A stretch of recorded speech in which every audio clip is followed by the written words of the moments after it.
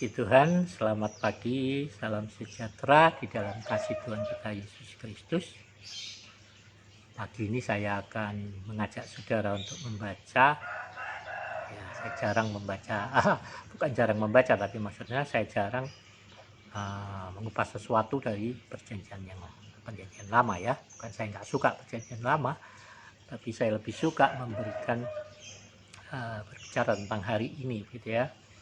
Untuk bicara daripada perjanjian baru untuk mendorong kita terus bertumbuh ya dalam kasih karunia Tuhan, bertumbuh semakin hari menjadi semakin serupa dengan Yesus. Jadi kalau saya biasanya hanya mengutip ayat-ayat dari perjanjian lama ya, untuk sebagai satu contoh atau satu ayat untuk menguatkan dari apa yang kita pelajari dalam perjanjian baru. Jadi hari ini saya mau mengajak kita untuk membaca di dalam perjanjian lama, di dalam kitab Daniel pasal 5 ya. Daniel pasal 5 ayat yang ke 21 mulai ya, sampai ayat yang ke 30 ya. Daniel pasal 5 ayat yang ke 21 sampai ayat yang ke mulai ayat 19 ya. 19 sampai ayat yang ke 30 ya. Dan oleh karena kebesaran yang telah diberikan atau ayat 18 ya Tuanku Raja Allah yang Maha Tinggi telah memberikan kekuasaan sebagai Raja, kebesaran, kemuliaan dan keluhuran kepada Nebukadnezar ayah Tuanku. Dan oleh karena kebesaran yang telah diberikannya kepadanya itu, maka takut dan gentarlah terhadap dia orang-orang dari segala bangsa, suku bangsa dan bahasa. Dibunuhnya siapa yang dikehendakinya dan dibiarkannya hidup siapa yang dikehendakinya. Ditinggikannya siapa yang dikehendakinya dan direndahkannya siapa yang dikehendakinya. Tetapi ketika ia menjadi tinggi hati dan keras kepala sehingga berlaku terlalu angkuh, maka ia dijatuhkan dari tata kerajaannya dan kemuliaannya diambil daripadanya. Ia dihalau dari antara manusia dan hatinya menjadi sama seperti hati binatang, dan tempat tinggalnya ada di antara keledai hutan. Kepadanya diberikan makanan rumput seperti lembu kepada lembu, dan tubuhnya basah oleh lembu dari langit, sampai ia mengakui bahwa Allah yang Maha Tinggi berkuasa atas kerajaan manusia dan mengangkat siapa yang dikehendakinya untuk kedudukan itu. Tetapi tuanku Belsyazar, anaknya tidak merendahkan diri walaupun tuanku mengetahui semuanya ini. Tuanku meninggikan diri terhadap yang berkuasa di surga. Berkakas dari baitnya dibawa orang kepada tuanku. Lalu tuanku serta para pembesar tuanku, para istri dan para kudik tuanku telah minum anggur dari perkakas itu. Tuanku telah memuji-muji dewa dari perak dan emas, dari tembaga, dari besi, kayu dan batu yang tidak dapat melihat atau mendengar atau mengetahui, dan tidak tuanku muliakan Allah yang menggenggam nafas tuanku dan menentukan segala jalan tuanku. Sebab itu ia menyuruh punggung tangan itu dan dituliskanlah tulisan ini. Maka inilah tulisan yang tertulis itu, Mene, Mene, Tekel, Upharsin. Dan inilah makna perkataan itu, Mene, masa pemerintahan tuanku dihitung oleh Allah dan telah diakhiri. Tekel, tuanku ditimbang dengan neraca dan didapati terlalu ringan. Peres, kerajaan tuanku dipecah dan diberikan kepada orang Media dan Persia. Lalu atas titah Belsyazar dikenakanlah kepada Daniel pakaian dari kain ungu, dan pada lehernya dikalungkan rantai emas, dan dimaklumkan tentang dia bahwa di dalam kerajaan ia mempunyai kekuasaan sebagai orang ketiga. Pada malam itu juga terbunuhlah Belsyazar, raja orang Kasdim itu. Ya, si Tuhan. Jadi di dalam ayat 18 kita baca, ya Tuanku Raja Allah yang Maha Tinggi telah memberikan kekuasaan sebagai Raja, kebesaran, kemuliaan dan keluhuran kepada Nebukadnezar ayah Tuanku. Ya, puji Tuhan. Jadi firman Tuhan katakan bahwa Allah itu berbicara dengan berbagai macam cara ya untuk mengingatkan orang, menegur, motivasi dan lain-lain, ya. Jadi Tuhan bisa pakai siapa saja untuk menolong kita, ya mencapai tujuan kita. Ya, Tuhan bisa pakai orang-orang yang kita katakan dalam tanda kutip kafir, gitu ya, nggak mengenal Tuhan. Ya. Nah, jadi Tuhan bisa pakai siapa saja. Tuhan pakai Nebukadnezar juga ya, Tuhan pakai siapa yang paling terkenal, Koresi ya, untuk menolong orang Israel kembali dari pembuangan. Ada banyak raja-raja yang tidak mengenal Yehova Israel dipakai oleh Tuhan untuk menolong mereka. Nah, mengapa? Ya karena Tuhan yang mengangkat mereka sebagai raja. Kelas firman Tuhan katakan di dalam ayat 8 ini bahwa Allah yang Maha Tinggi telah memberikan kekuasaan. Jadi kalau kita percaya Allah itu adalah Allah pencipta alam semesta, maka semua di dalam campur tangan Tuhan, termasuk kerajaan-kerajaan, pemerintahan-pemerintahan. Kalau kita berbicara dulu, kok ada pemerintahan, kalau semua Tuhan atur, kok Tuhan nggak atur baik-baik, Tuhan atur ada pemerintahan yang buruk, ya. Ya, jadi kalau buat saya secara pribadi, pertama itu rahasia Tuhan, ya. Jangan ikut mengatur Tuhan dong. Yang kedua, karena Tuhan memberikan pilihan, kehendak bebas kepada manusia untuk menentukan apa yang mau dikerjakan dengan kuasa, dengan kemuliaan yang diberikan kepada Tuhan. Nah, kita baca di dalam ayat yang ke-20, ayat 25 ya sampai 27 itu, bahwa Tuhan memberikan penilaian kepada pemerintahan Raja Belsyazar. Ya. Nah, kita itu kadang kan suka membatasi diri begitu ya. Dalam arti bahwa saya sedihnya itu sekarang melihat orang-orang Kristen itu, para pendeta-pendeta beradu doktrin, beradu dogma, ya, lalu mengklaim masing-masing lah jalan keselamatannya. Seperti saya pernah saksikan lalu ya, bahwa saya itu pernah di dalam suatu perjalanan penginjilan ya. Itu sudah lama sekali, udah ya puluhan tahun lalu lah, waktu saya masih lebih muda dari sekarang gitu ya. Ya sekarang masih muda aja. Satu perjalanan itu jalan kaki, saudara. Dulu saya sering melakukan perjalanan kaki berhari-hari ya, di daerah pedalaman. Saya pernah jalan kaki dari Melak ke Damai ya. Kalau ke Damai, ke Bohok, ke Melak, atau dari Melak atau dari Lokulu begitu ya, berjalan kaki sampai ke Muara Kaman sana, atau pernah juga dari ke Damai terus ke Bungan ya, ke mana ini, pernah perjalanan ke Muara Tewe begitu ya, ke daerah-daerah begitu. Saya pernah lakukan perjalanan naik perahu ya, lewat jeram-jeram sampai ke Kalimantan Tengah, ke Kalimantan Selatan ya, ke Tumbang Jutu, Tumbang Baringai ya. Ada desa-desa yang sudah saya lupa namanya karena sudah puluhan tahun yang lalu. Nah, tapi dalam satu perjalanan saya bertemu dengan rombongan orang-orang yang, saudara, pindah rumah, sak rumahnya diangkat. Jadi mereka bawa kayu, bawa macam-macam lah ya. Lalu di tengah hutan tuh ketemulah saya dengan rombongan itu. Mereka agak heran sedikit, ada anak muda kurus gitu ya, nggak cacingan, kurus gitu ya, kacamatanya gede ya, tapi waktu itu belum ompong kan, rambutnya keriting waktu itu ya, bergelombang rambut saya waktu itu.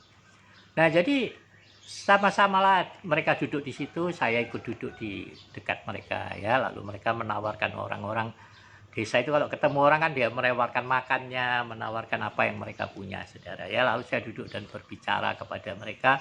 Kemudian saya menyempatkan diri menyampaikan berita Injil itu pada mereka. Tapi baru saya ngomong, saudara, ini baru mulai nih ya. Karena kalau dulu kan belum ada perkataan shalom gitu. Kalau sekarang kita ketemu orang di mana-mana bilang shalom, udah tahu dia bilang shalom, orang Kristen juga begitu ya. Nah, tapi kalau saya memang lebih suka bilang salam sejahtera, selamat pagi gitu ya, salam sejahtera, karena kita orang Indonesia gitu ya. Tapi saya nggak keberatan untuk panggil bilang shalom, kalau ketemu orang bilang shalom, saudara ya. Salam damai sejahtera ya. Nah jadi ya jadi saya belum ada ngomongan shalom, jadi kita nggak tahu ini orang ini yang kita hadapi ini siapa. Jadi saya duduk dan saya mulai berkata tentang Tuhan, saudara.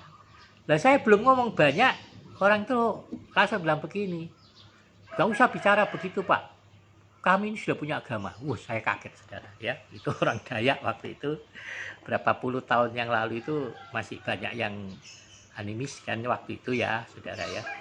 Jadi mereka bicara, kami ini orang sudah beragama Pak. Lalu saya tanya ya, oh mohon maaf Bapak, kan waktu itu ya orang Dayak masih jarang, mungkin langka lah yang minta maaf beragama Muslim, begitu beragama Islam ya. Jadi saya penasaran, saudara. Maaf ya, agama Bapak ini apa? Nah, mereka juga waktu itu tidak menyebut keharingan sebagai agama kan, waktu itu. Ya, jadi kemudian mereka menjawab, jawaban yang bikin saya mau ketawa waktu itu, saudara ya. Tapi saya menahan tawa, saya takut mereka tersinggung. Ya, kenapa? Karena mereka menjawab dan mengatakan bahwa agama mereka itu dengan menyebutkan sebuah merek gereja tertentu, saudara ya. Wah, saya kaget, saudara, dan mau tertawa. Lalu saya berbicara, loh Pak, itu juga gereja Kristen itu, saya bilang ya. Jadi kita ini seagama, Pak. Nah, saudara, waktu itu saya mikir gini, ini apa orang-orang karena SDM-nya rendah sehingga mereka nggak ngerti bahwa gereja yang disebutkan itu bukan sebuah agama. Tapi berapa tahun kemudian saya ikut di dalam sebuah rombongan untuk bikin KKR di suatu desa yang nggak terlalu jauh dekat Muara Calong sana. Lalu teman-teman saya yang datang awalnya dari Yayasan Pelayanan Kasih Hosana Samarinda waktu itu, mereka pergi mencari-cari gereja-gereja yang mau bersedia untuk bekerja sama menjadi tuan rumah dari KKR. Lalu pergilah teman ini, saudara, dan kebetulan teman ini berlatar belakang gereja Protestan begitu. Dia ke satu gereja Pantekosta gitu. Ya, itu gereja cukup besar, saudara. Gereja situ cuma 2 atau 3 waktu, tapi besar-besar semua. Nah, teman ini datang ke situ, saudara. Lalu memperkenalkan diri rombongan. Begitu dia duduk memperkenalkan diri, yang pertama kali ditanya apa? Gerejanya. Dari gereja mana ini? Gitu, saudara ya. Dia bukan tanya dari yayasan mana. Kalau dia tanya dari yayasannya, semua pasti tahu Yayasan Pelayanan Kasih Hosana waktu itu. Dan tahu pimpinannya itu satu gereja dengan hamba Tuhan ini, saudara ya. Lalu teman saya ya dengan polosnya menyebut nama gerejanya, gereja Protestan ya. Langsung pendeta ini tidak mau terima, saudara ya, ngomel-ngomel, saudara gitu ya. Lalu saya, karena saya tidak dengar omongan pastinya, tapi intinya dia tidak mau menolak karena teman dia gereja Protestan. Lalu kemudian dia memperkatakan satu perkataan yang sangat mengejutkan teman saya dan mengejutkan saya setelah saya mendengar cerita dari teman ini. Kenapa? Dia katakan, gereja kamilah jalan ke surga. Jadi dia mengklaim jalan ke surga. Dan sampai hari ini ada beberapa teman-teman yang ya orang-orang Pantekosta lama, saya katakan, memperkatakan hal seperti itu dalam hati. Ya kalau tidak berbahasa roh tidak bisa masuk surga. Ya. Berapa organisasi yang lain mengatakan hal yang berbeda untuk memastikan bahwa mereka lah jalan ke surga. Ada gereja karismatik yang mengatakan bahwa semua yang lain masih di halaman, mereka sajalah yang ada di ruang Maha Kudus, mereka sajalah yang akan terangkat gitu ya. Buat saya itu sah-sah saja, saudara ya. Orang bisa mengklaim bahwa pengajarannya yang benar, pemahamannya yang benar ya. Tapi kalau buat saya itu nggak perlu ya, silahkan pemahaman secara pribadi silahkan. Tapi kalau itu sudah ada di ruang publik itu berbeda. Nah, aduh, minta maaf tadi saya sebut merek gereja saya. Tapi kalau saudara mau nuntut aja nggak apa-apa. Ada beberapa teman gitu tersinggung lalu bilang mau nuntut saya. Sebenarnya saya bilang tuntut aja nggak apa-apa, nggak masalah. Nah, tapi kan malu, firman Tuhan bilang kita itu akan menghakimi para malaikat, masa urusan yang kecil gitu aja nggak bisa. kita urus sendiri. Ya, saya minta maaf itu kepada gereja tadi ya. Maaf. Gak ada maksud saya menjelekkan sebuah gereja, enggak organisasi itu enggak. Karena saya dulu juga berasal dari situ ya. Nah, saudara, jadi sekarang saya sedihkan tuh di Facebook itu loh, suka beradu pendapat, beradu doktrin, ya, dan semua mengklaim mereka lah yang pantas ke surga. Nah, dengan sesama saudara saja kita menjustis siapa yang masuk surga, mana yang enggak. Apalagi dengan orang-orang di luar sana. Terus terang ya, kalau saya memperkenalkan diri kepada orang, saya lebih suka menyebut diri saya pengikut Yesus. Ya, pengikut Yesus. Kalau baru dia bilang Kristen, oh iya itu karena pemerintah kita menentukan itu. Ya, 5 agama yang diakui di Indonesia, bukan? Tapi saya sendiri lebih suka menyebut diri saya pengikut Yesus. Kenapa? Karena saya tahu tidak semua orang pengikut Yesus, tidak semua orang Kristen yang menyebut dirinya Kristen. Yang firman Tuhan katakan layak disebut anak-anak Allah, anak-anak Tuhan. Ya. Orang tanya, doktrinmu apa? Kasih. Dulu ada pendeta bilang saya sesat. Ya wis ben ae. Kamu pikir saya sesat ya nggak apa-apa. Ya itu kan cuma kamu yang bilang. Tapi jelas saya selalu katakan, lihatlah orang dari buah-buahnya. Nah, jadi saya sendiri selalu mendorong setiap orang, entah dia orang Kristen atau bukan, siapapun. Saya selalu dorong mereka untuk berbuat baik. Ya, mari berbuat baik. Kenapa? Karena firman Tuhan katakan juga, Yesus juga katakan bahwa orang-orang dihakimi menurut perbuatannya. Ya. Apakah kita dihakimi menurut perbuatan kita? Enggak. Kita ini orang-orang yang saya katakan dapat kartu emas kalau di dalam suatu audisi seperti Indonesia Idol, seperti Asian Got Talent, The Voice, ya. Ada orang-orang yang nggak perlu waktu audisi atau waktu ketemu siapa presenternya di jalan, dia tanya-tanya, diajak nyanyi, didengarin suaranya, lalu dapat golden ticket. Saudara. Mereka tidak perlu melampaui proses begitu seperti orang lain. Ya, mengikuti seleksi lagi, langsung masuk semifinal, langsung masuk final, langsung dapat golden ticket. Mereka tidak perlu melalui semua proses yang melelahkan. Nah, kalau saudara, Tuhan sudah pengikut Yesus, saya mempercayai, menjatuhkan pilihan untuk mempercayai Yesus sebagai Tuhan dan Juru Selamat di dalam kehendak bebas saudara sebagai manusia. Nah, kalau ada yang tidak percaya dengan kehendak bebas ya silakan, gitu ya. Tapi saya percaya. Ya. Jadi kalau sudah mempercayai Yesus sebagai Tuhan dan Juru Selamat saudara, saya dapat golden ticket. Tidak perlu melalui semua proses-proses yang melelahkan. Roh Kudus akan Tuhan memberikan rohnya untuk memimpin saudara secara pribadi. Untuk masuk ke dalam seluruh kebenaran. Jalannya akan jauh lebih mudah. Pengampunan itu berlaku satu kali untuk selamanya. Dari sejak kita lahir sampai hari ini sampai kita nanti mati. Kapanpun bersalah, kapanpun berdosa, kapanpun bikin dosa, minta ampun sungguh-sungguh sama Tuhan. Dalam nama Yesus saudara sudah diampuni. Ya. Jadi sebetulnya hidup di dalam Tuhan tuh buat saya enak-enak aja, nyantai-nyantai aja. Yang bikin susah siapa? Ya dirimu sendiri. Karena seringkali kita merespon dengan cara yang salah seperti orang Israel pada waktu mereka keluar dari tanah Mesir, seharusnya perjalanan hanya 40 hari, tapi jadi muter-muter 40 tahun. Kenapa? Karena mereka merespon secara salah setiap kehendak Tuhan. Tidak mau belajar untuk mentaati kehendak Tuhan. Terus hitung-hitung, untung rugi. Nah, berpikir dengan pikirannya sendiri, dengan rancangannya sendiri, dengan rencananya sendiri. Maka perjalanan itu menjadi perjalanan yang melelahkan dan panjang, muter-muter 40 tahun. Jadi saudara mau jalan muter-muter atau jalan lurus ya terserah saudara. Mau hidup berkemenangan di dalam Yesus, menikmati kehidupan di dalam Yesus yang enak, yang nyaman, yang sejahtera, yang sukacita meskipun di tengah-tengah kesukaran dan kesulitan, di tengah penderitaan. Jangan bilang orang Kristen, oh jadi orang Kristen tidak mungkin menderita. Yang menderita itu pasti ada dosa. Nah, belum tentu saudara. Tapi buat saya, kita muter-muter karena kita itu tidak mau mematuhi kehendak Tuhan. Merespon dengan cara yang salah. Ya. Nah, saya tertarik kemarin dengan sebuah pengakuan ya, dari seorang guru besar Buddha ya, guru siapa itu. Dan itu dia ucapkan di ruang kelas mereka sebenarnya, bukan di ruang publik ya, dalam arti pengikutnya yang memviralkan itu. Dia mengakui bahwa Yesus adalah maha gurunya. Dan bahwa dia katakan orang ya dia tidak perlu menjadi Kristen. Ya.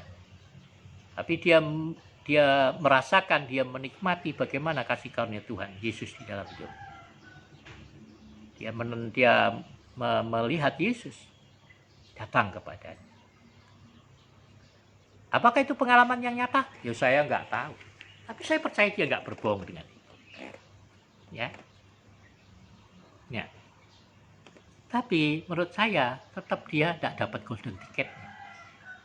Kayak gitu. Nah, dia tidak menyerahkan hidup secara pribadi kepada Yesus. Ya menurut mereka orang-orang Hindu Buddha, Yesus itu hanya salah satu Tuhan, mungkin salah satu orang baik, salah satu Tuhan dalam arti salah satu dewa. Makanya kalau dengan orang Hindu kan kita nggak terlalu bermasalah gitu ya. Pada umumnya gitu. Ada yang cuma yang bermasalah. Orang Buddha apalagi tidak ada masalah. Ya. Jadi Bapak Ibu, saya percaya Tuhan mengatur kehidupan semua orang. Tuhan mau menyelamatkan semua orang. Jelas firman Tuhan katakan Yesus tidak mau seorang pun binasa. Dia mau semua orang, siapapun dia. Nah, saya sudah menginjil banyak orang, memberitakan Injil kepada banyak orang. Dan saya tahu ada orang-orang yang tidak bisa menerima Yesus secara terang-terangan. Mengakui Yesus secara terang-terangan. Ya, pemimpin tokoh-tokoh agama. Ada dari mereka katakan, saya percaya Yesus. Tapi saya tidak bisa ikut dia. Ya, karena ada tuntutan keluarga, ada warisan, ada apa yang mereka sebutkan sebagai sebuah alasan untuk itu. Nah, tapi pada waktu itu memang saya masih agak muda ya. Saya berpikir bahwa ikut Yesus itu harus jadi Kristen. Ikut Yesus itu harus masuk gereja. Tapi dalam perjalanan kehidupan, perjalanan pelayanan, saya menyadari bahwa saya keliru. Yesus tidak membawa satu agama di dunia ini. Pada mulanya orang-orang Yahudi Kristen itu beribadah dalam sinagog-sinagog bersama-sama orang Yahudi yang lain. Tapi pada akhirnya karena mereka ditolak, mereka mulai bersekutu secara pribadi di rumah-rumah. Itu awal gereja rumah. Ya. Lalu kemudian ketika kekristenan diakui sebagai agama negara, pemerintah waktu itu mendirikan gereja-gereja dan mulailah kumpul di gedung-gedung gereja. Dan kita mulai eksklusif. Pengikut Yesus disebut Kristen di mana? Di Ethiopia. Ya, murid-murid Paulus yang selalu kumpul di ruangan apa itu, Tiranus ya. Mereka disebut Kristen sebagai satu ejekan, sebagai satu pengelompokan bahwa mereka adalah pengikut Yesus. Ya. Disitulah kita mulai disebut sebagai Kristen. Tapi sayangnya semakin kesini semakin sendiri, kita semakin berkelompok, menyebut identitas diri kita masing-masing sebagai pengikut Yesus. Dengan doktrin yang berbeda, dengan dogma yang berbeda. Ya. Dan menghakimi satu dengan yang lain. Paulus katakan siapa Apolos, siapa Paulus, siapa Petrus, siapa saya, siapa saudara. Kita hanya orang-orang yang dipanggil untuk menjadi hamba-hamba sesuai dengan kasih karunia. Maka buat saya berhentilah menghakimi orang lain, bahkan orang yang tidak beriman sekalipun. Seperti saya pernah ceritakan tentang Sandu Sundar Singh. Beliau terkenal dengan sebutan jubah kuning, seorang rasul India. Dipanggil untuk melayani dan memenangkan India. Mulanya dia dari Muslim, saudara ya. Wah, dia kencang sekali. Jadi pada waktu itu dia pikir orang-orang yang tidak mengenal Yesus, tidak mempercayai Yesus, pasti nggak selamat. Tapi dalam salah satu bukunya saya membaca bagaimana dia pada akhirnya berubah pikiran. Saat dia melihat ada seorang Buddha di desanya yang sangat kaya dan sangat dermawan. Tapi pada waktu dia memberitakan Injil kepada orang ini menolak. Dia katakan dia mempercayai Yesus sebagai salah satu dewa itu. Orang baik. Ya, dan dia juga membantu gereja-gereja, membantu orang-orang Kristen juga. Nah, saya sudah berpikir percuma, biar dia orang baik, dia tidak mengikuti Yesus. Dia pasti masuk neraka. Perbuatan baiknya tidak akan menolong dia. Tapi ternyata dia keliru. Ini menurutnya saudara ya, menurut saya juga. Karena saya pernah juga punya paham yang keliru seperti itu. Jadi akhirnya satu kali orang ini meninggal dunia. Dan saudara sering berbicara kepada orang-orang sekitarnya tentang keyakinan, percuma. Dia tetap masuk neraka. Jadi di malam harinya saudara ini mendapatkan mimpi, mendapatkan penglihatan tentang dia berjalan dengan Rasul Petrus. Lalu dia melihat orang itu berjalan dengan seorang malaikat Tuhan ke surga, ke pintu surga. Jadi dia protes, loh orang itu tidak percaya Yesus, sudahlah kamu diam dengar saja. Lalu orang itu bertemu dengan Yesus dan Yesus memuji semua perbuatan baiknya. Nah, seperti Mahaguru Buddha juga mengatakan bahwa Yesus ya memuji, mengakui semua perbuatan baiknya, mengakui apa yang dia kerjakan, dia lakukan hal yang baik dia lakukan. Ya. Jadi orang yang meninggal ini, lalu Yesus katakan, kamu berbuat baik semua untuk siapa? Untuk apa? Ya untuk surga. Seperti yang diajarkan Buddha kepadaku. Tapi Yesus katakan, ya Buddha mengajarkan hal yang baik, tapi dia bukan pemilik surga ini. Kalau engkau mau masuk surga, engkau harus mengenal, mempercayai pemilik surga ini. Dan orang ini bertanya, siapakah orang itu? Akulah Yesus, pemilik surga. Saudara, sebenarnya orang ini tidak pernah menolak Yesus. Hanya dia saat itu tidak mempercayai Yesus pemilik surga. Dan orang ini berlutut menyembah Tuhan. Nah, apakah itu hal yang nyata? Atau hanya sekedar mimpi? Saya nggak tahu. Tapi sejak saat itu Sandusun saya berubah. Ya, mempercayai bahwa Tuhan ingin menyelamatkan semua orang, seperti saya pun percaya. Maka sejak berapa puluh tahun yang lalu, saya tetap memberitakan Injil. Tapi saya tidak memaksa orang untuk datang ke gereja.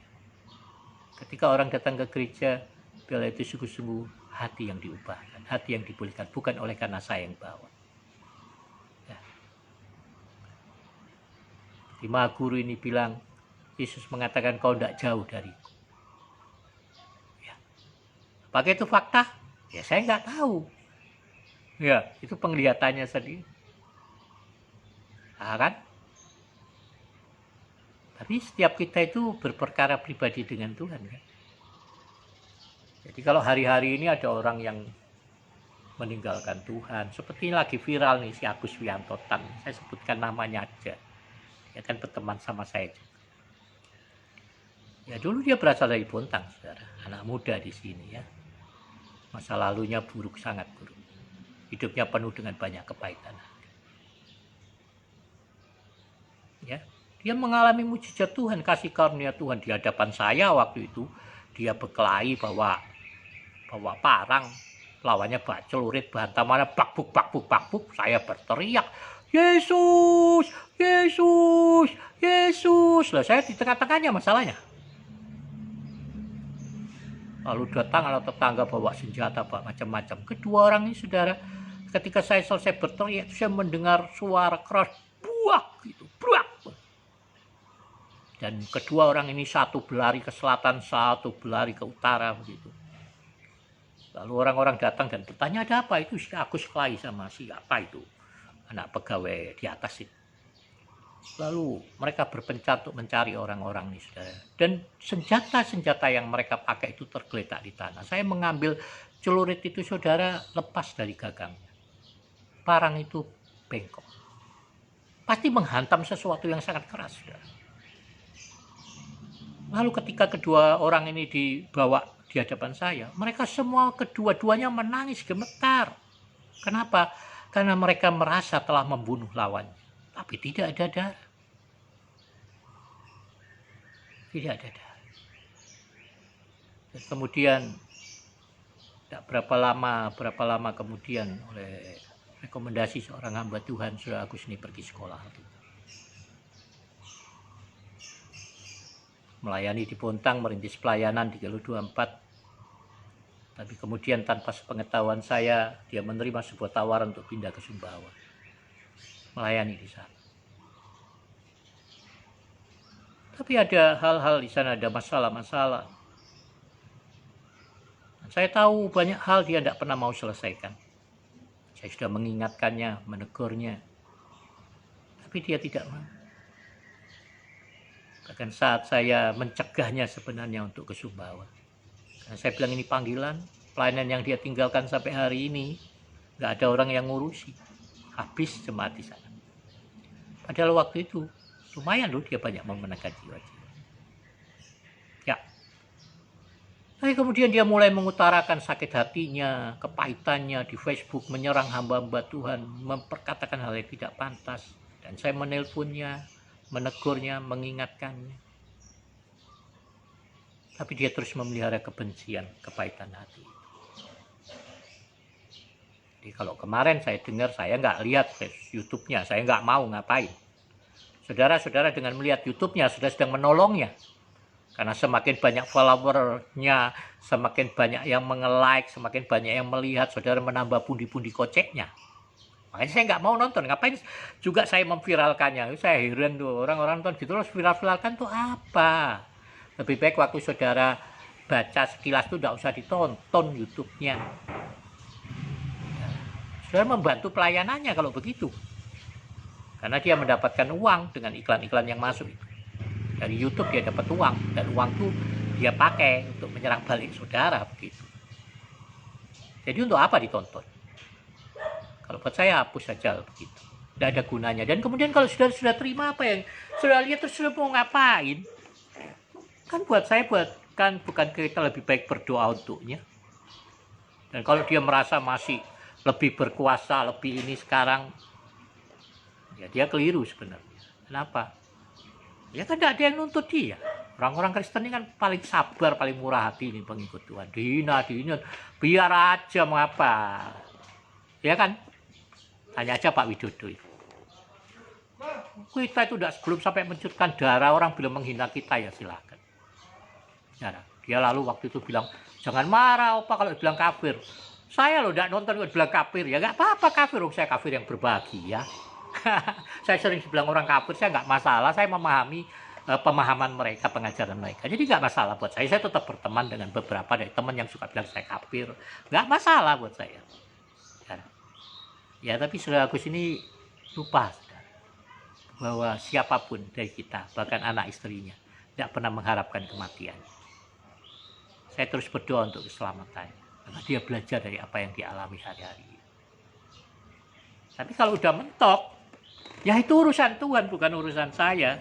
Maka mungkin ayat ini berlaku untuknya. Maka mini tekel upah.